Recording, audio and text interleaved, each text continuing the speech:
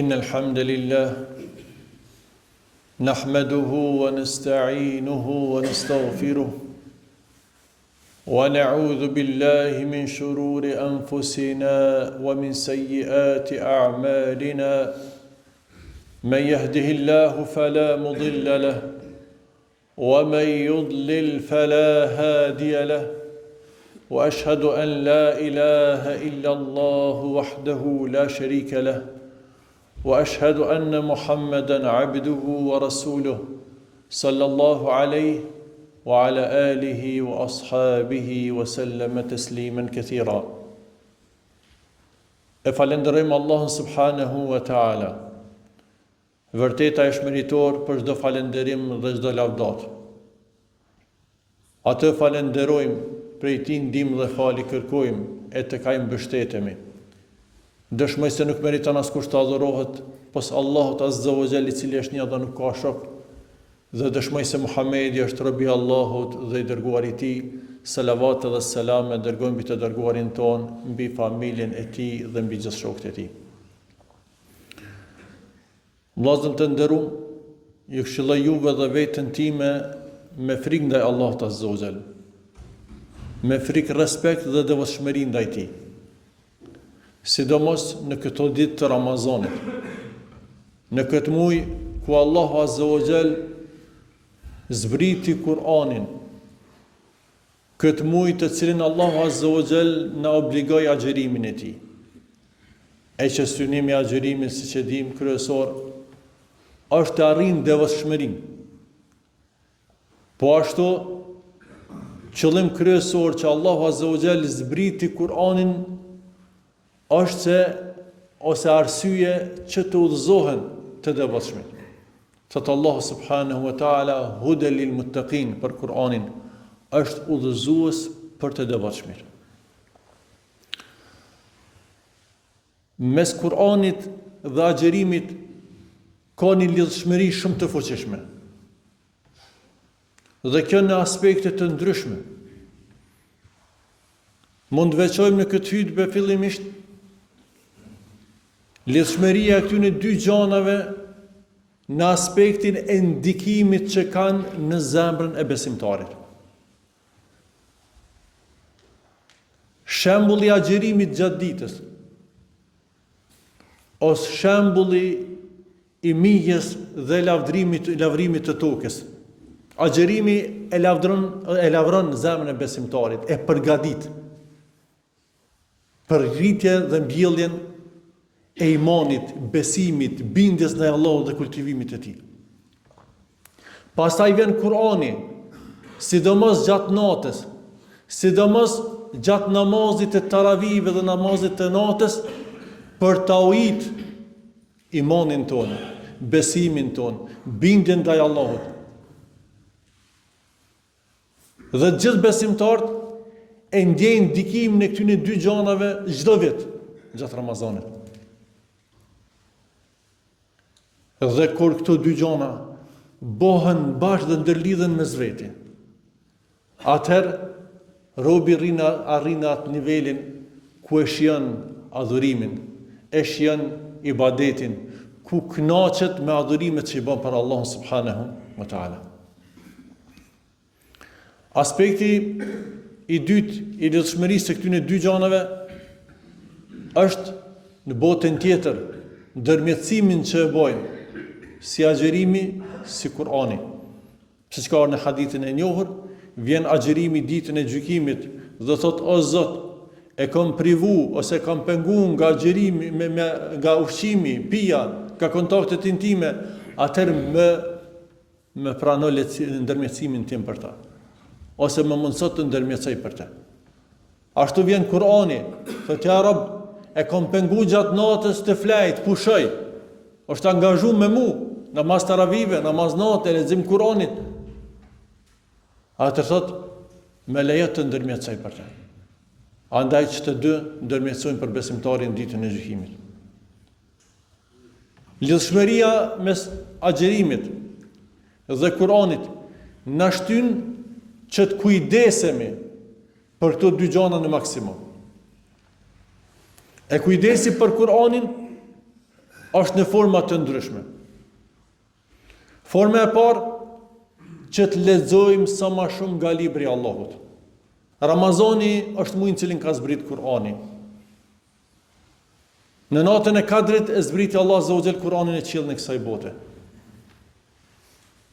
Në Ramazan është përpjek dhe është angazhu shumë i dërguari sallallahu alaihi wasallam me Kur'an, që këtë shembull e shohim edhe te sahabët, edhe te gjeneratat e para të muslimanëve. Të shtojmë pra nga leximi i Kur'anit. Për çdo shkronjë që lexojmë nga Kur'ani kemi 10 sevape. Vetëm fjala Bismillahirrahmanirrahim në gjuhën arabe përbohet prej 19 shkronjave, 190 sevape. Andaj daj kohë për Kur'anin. Shumë gjëra të tjera të cilat nuk janë të rëndësishme, ngushtoja kohën. Mos jap kohë dhe hapësinë, po kohën e tyre jepja Kur'anit. Jepja Kur'anit, dhe kur thojmë ndo kohë për Kur'anin, me ndo një kohë të mirë, një kohë bukur të gjatë. Se nëse nuk ndon kohë për Kur'anin në Ramazan, kur do ndojsh? Nëse nuk ndon kohë për Kur'anin në muajin e Kur'anit, kur ke me ndon? E pastaj kohën kur e ndon për Kur'anin, do të lexojsh Kur'an varësisht prej nivelit tanë të leximit.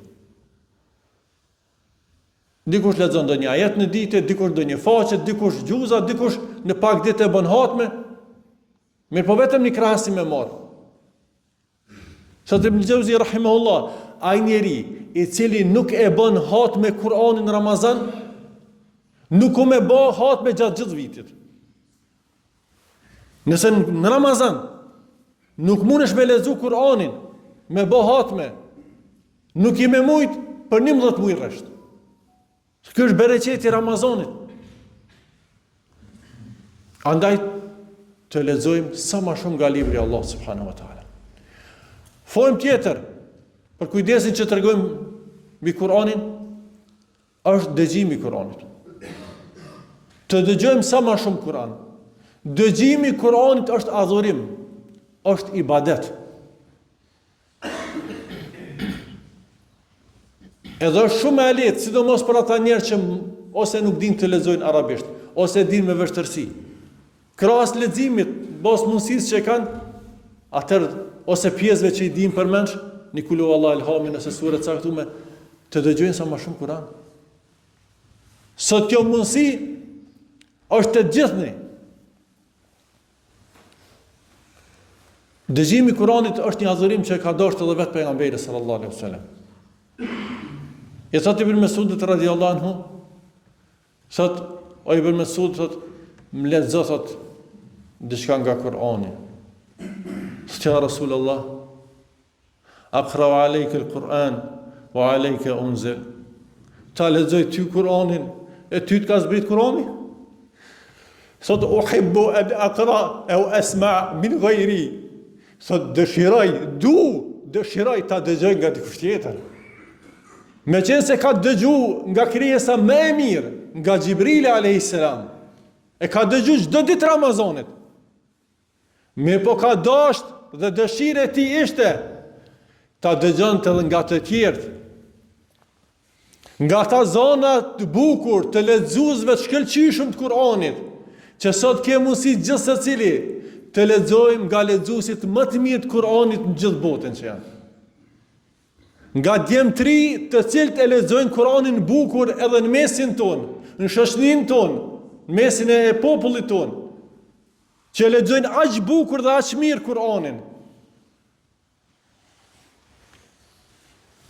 Sot pejgamberi sallallahu alaihi wasallam, përderisa ishte duke kaluar natën pranë shtëpisë se Abu Musa al-Ash'ari radhiyallahu anhu, dhe dëgjonte duke lexuar aq bukur dhe mirë Kur'anin.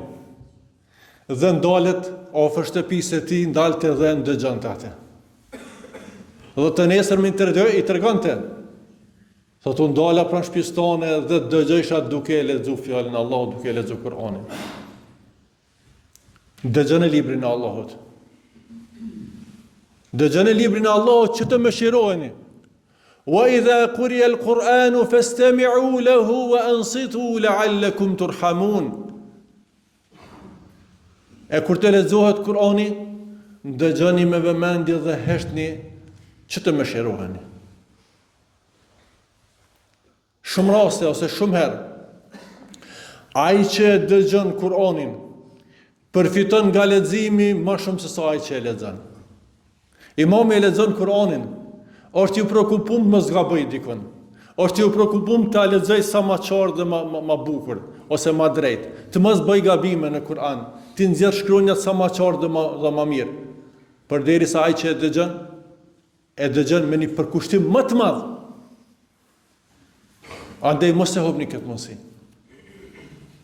Dëgjoni se sot Allahu subhanahu wa taala për njerëzit më të mirë, për pejgambert, sot Allahu te bareke wa taala, wa idha tutla alaihim ayatul rahmani kharru sujada wa bukiya. Sot dhe kur atyre fjala është për pejgamber, për me numër gjatë të pejgamberve, Ibrahimi, Nuhin alayhis salam, pejgamber të ndryshëm. Sot dhe kur atyre u lexoshin ajetet e Kur'anit, nuk po thotë Allah kur ata lexojshin Kur'an, fjalët e Allah, ajetet e Allahut ju Kur'an, se pejgamberët e tjerë kanë pas libra të tjera. Sot dhe kur atyre u lexonin ajetet e Allahut, pra librat e zbriturat e ta, ose citatet e Allahut, sot binin në sejdë duke qajtë. Njëjtën gjë thot Allahu subhanahu wa taala edhe për dietarët.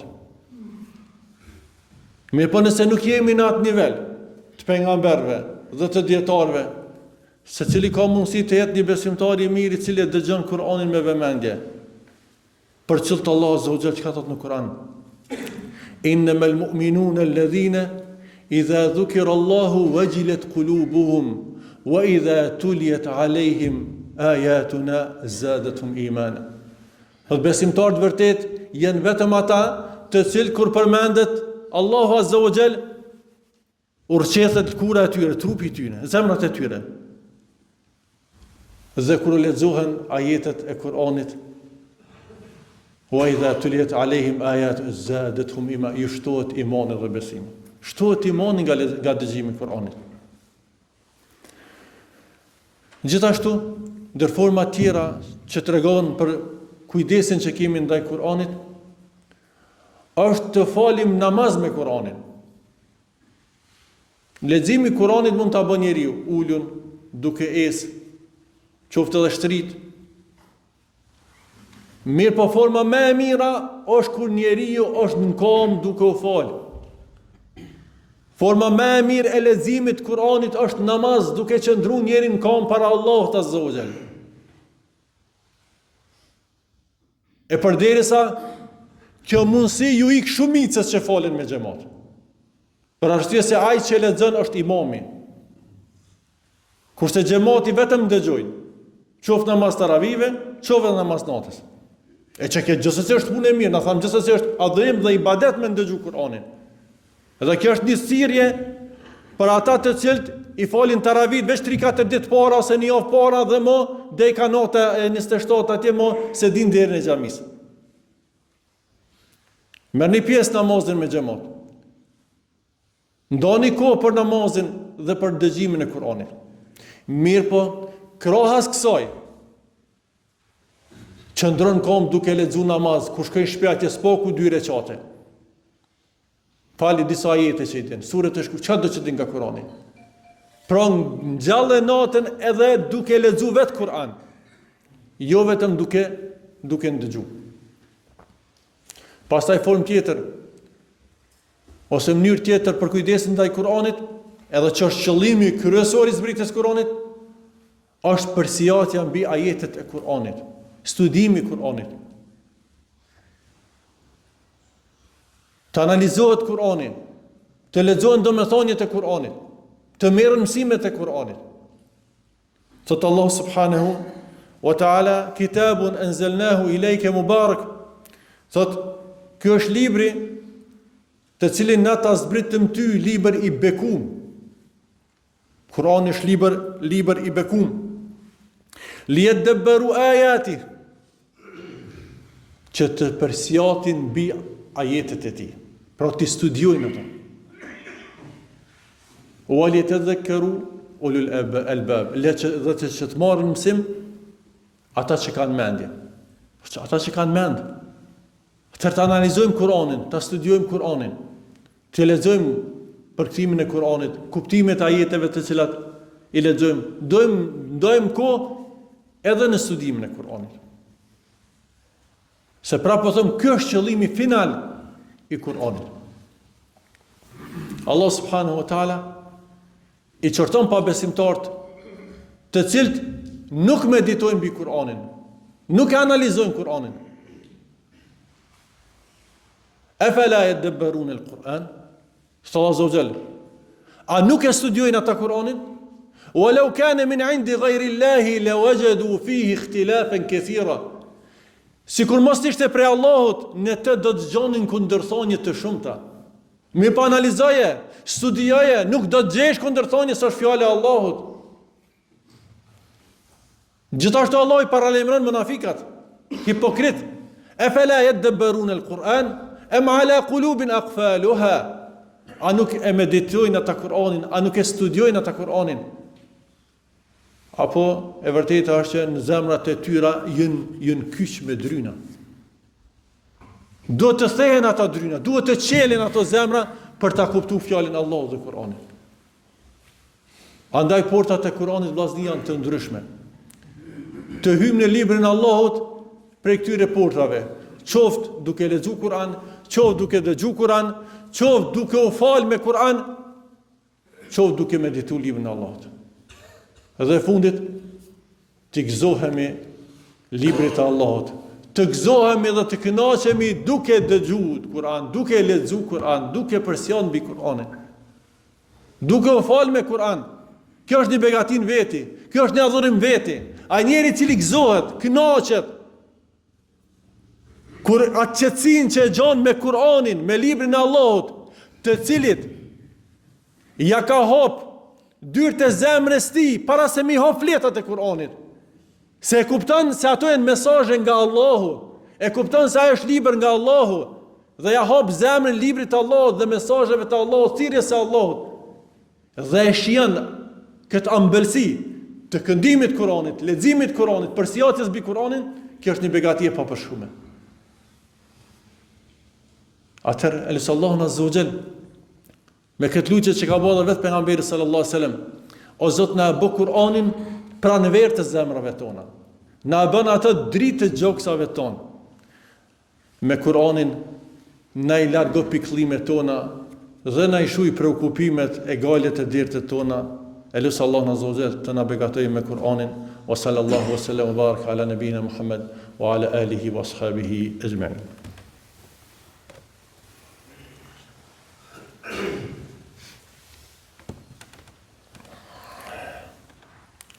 Bismillah, alhamdulillah, wassalatu wassalamu ala rasulillah. Allah azza wa jalla falenderojmë, salavat dhe selame mbi të dërguarin tonë dërgojmë. Për fund vllazni, ashtu siç duhet të tregojmë kujdes mbi Kur'anin, duhet të tregojmë kujdes mbi agjërimin tonë. T'ia kujtojmë vetvetes se çdo ditë jemi agjërueshëm. Jemi në adhurim. Edhe atëherë kur punojmë diçka, kur angazhohemi në diçka, po atëherë kur flajmë dhe pushojmë. Edhe nëse atje fiton diçka me nxjerr rrezikun për familjar, për idare, edhe nëse je duke ecë, edhe nëse je ulun, edhe nëse je shtrit, çdo gjendje që ti je, dije që je në adhurim, ti je në ibadet, je agjërueshëm. Andaj shijej këtë ëmbëlsi të adhurimit. Je të agjëru për Allahun azza wa jall. Mirë po, ruja agjërimin ton, dhe realizoje agjërimin e plot. Nuk synohet me agjëru vetëm barku jon. Po le të agjëron edhe zemra jote, le të agjëron edhe syri jot, edhe gjuha jote, edhe veshji jot, edhe gjithë gjymtyrët tua. Dhe një nga këto forma është që njëri ndon kohë, sidomos në xhami. Gjeneratat e hershme kanë porosit dhe kanë vepru në këtë formë. Kanë ndo kohë ma shumë për xhamin. Sot po qëndrojmë xhami që të harrojmë agjërimin tonë. Me rujt agjerimin. Ruaj agjerimin tanë. Mos bo gibet, mos e paruje takimet me njerëz, bisedat me njerëz, mashtrimet me... Ruaj agjerimin tanë. E inshallah Zotës na bën prej atyre që me orë në xhami e këtu pastaj me prish agjerimin tonë të marr njerëz për gojë e të shti fjalë të diçka që kjo më është edhe më e rëndë dhe më e papranueshme. Lutë Allahun te bareke ve taala na lejson adhurimet dhe ibadetet e mira, na bën prej atyre që adhurimet i bëjmë me përkushtim, me besim në Allahun dhe duke llogarit në shpërblimin e tij. E lutë Allah subhanahu wa taala të na pranon adhurimet tona. Allahumma salli ala Muhammedin wa ala Muhammed kama sallaita ala Ibrahim wa ala ali Ibrahim innaka Hamidum Majid. وبارك على محمد وعلى محمد كما باركت على إبراهيم وعلى آل إبراهيم إنك حميد مجيد إن الله يأمر بالعدل والإحسان وإيتاء ذي القربى وينهى عن الفحشاء والمنكر والبغي يعظكم لعلكم تذكرون